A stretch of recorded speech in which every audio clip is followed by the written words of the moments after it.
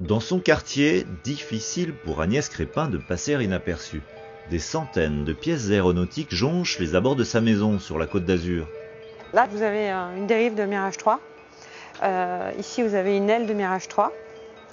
Vous avez un élevon, donc gouvernail de profondeur de Mirage, toujours.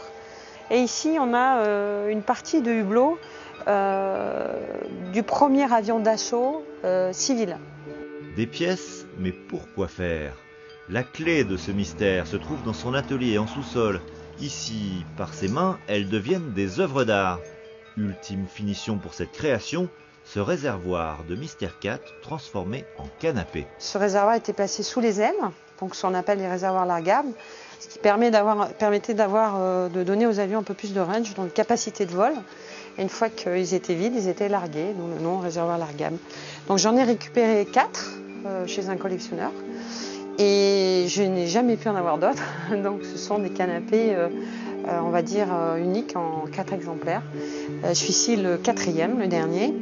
Chaque création est déposée aujourd'hui, ce qui me permet de protéger mes idées. Voilà. Et autant de pièces que d'idées, Agnès observe et imagine. Alors ça sera un bar. Voilà, ça sera un bar.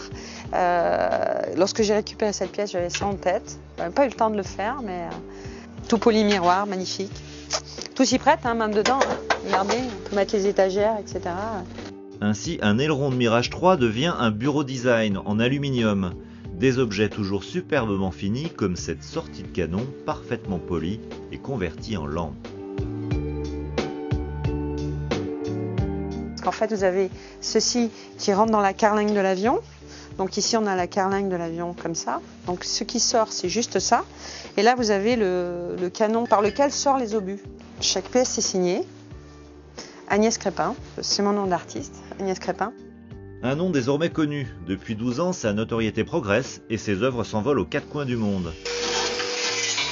Une activité artistique, mais aussi une mission. Par son travail, Agnès rend hommage à ses avions historiques et participe à sa manière à la sauvegarde du patrimoine aéronautique. Ces pièces-là sont destinées toutes à la broyeuse, à la casse, partent toutes au scrapping. Et pour moi, c'est insupportable. Donc quand je crée une pièce ou que je la récupère, qu'elle est dans mon atelier, je sais au moins qu'elle ne partira pas en cube d'alu et qu'elle restera et que voire même elle aura une nouvelle vie. Une nouvelle vie un peu plus loin du ciel, mais peut-être plus proche de l'éternité. Elles existeront toujours et puis l'art n'est-il pas immortel ?